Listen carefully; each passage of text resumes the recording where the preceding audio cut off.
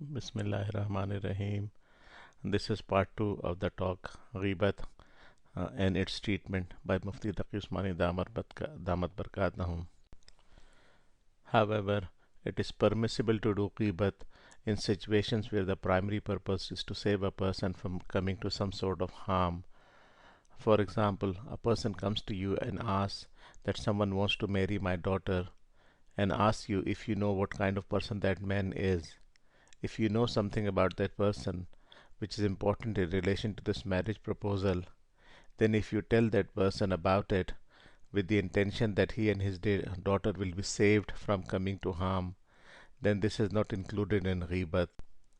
Or, for example, if you know that someone is a fraudster and a scammer and scams people into handing over their money to him, and you tell someone that beware of doing any financial transaction with this person as he is not very trustworthy, then this is also not included in Ghibat if the intention is to save the other person from harm. So, if a person needs to warn another person so that he does not come to harm at someone else's hands, then telling about someone's actual bad traits or behavior is not included in Ghibat.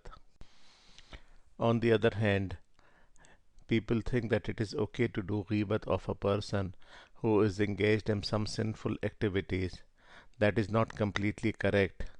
In fact, just like it's not permissible to do Ghibat of a pious person, it is not permissible to do Ghibat of a sinner. The only exception is that if a person commits a sin openly and proudly, to the extent that if someone mentioned it behind his back and he heard about it, it would not hurt his feelings, then it is okay to mention that he commits that act. However, if he commits another sin which he wants to hide from people and he does not like that act to be associated with him, and it would hurt his feelings if he heard that someone had told other people about it, then it is a sin to tell people about it. It would constitute ghibat even if it is the truth, and saying it would be haram. It is haram to listen to ghibat, just like it is haram to do ghibat. That is why Hazrat Thanvi Rahmatullah used to say that it is much safer that a person does not talk about other people behind their back, neither saying anything good nor bad, even if such a discussion starts with the person's praises, but often it leads to someone saying something like, yes, he is a good person, but he also has this weakness.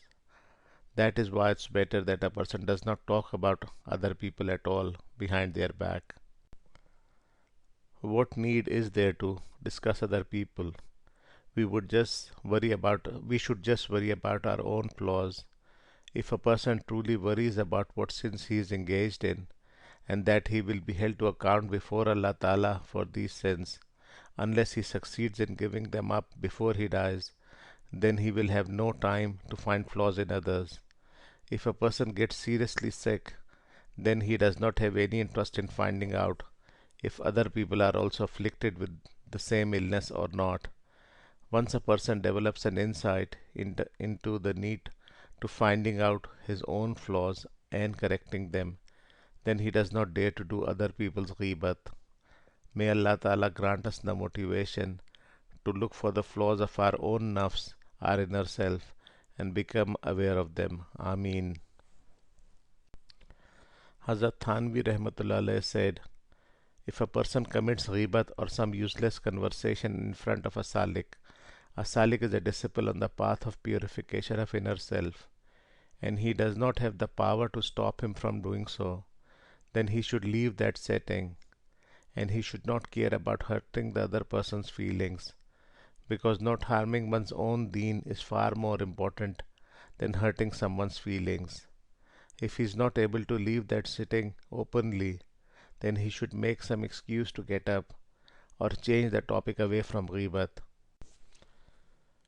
As was said a little while earlier, just like doing ghibat is haram, listening to ghibat is also haram. So what should a person do if someone else starts committing ghibat in a gathering?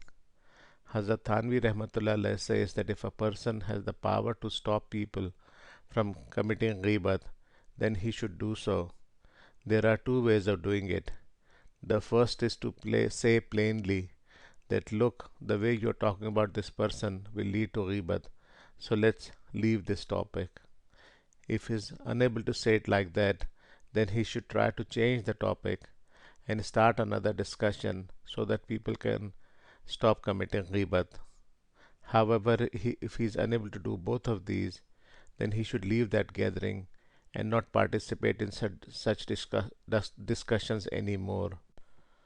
Thus, Hazrat Thanvi Rahmatullah alayh has outlined a principle that one should not contravene the laws of Sharia, as in continuing to participate in ghibat just so he does not hurt anyone's feelings by asking them not to do it. We are people of extremes. On the one hand, we have become so neglectful of rights of people that freely engage in abusing people's rights, whether they be financial rights, physical rights, or right to honor, without thinking twice about it. On the other hand, we are so mindful of other people's rights that we are prepared to engage in a major sin like ghibat so that we do not hurt the feelings of the person who is committing it. It does not even occur to us that at that very moment we are engaged in violating the rights of the person whose ghibat is being performed.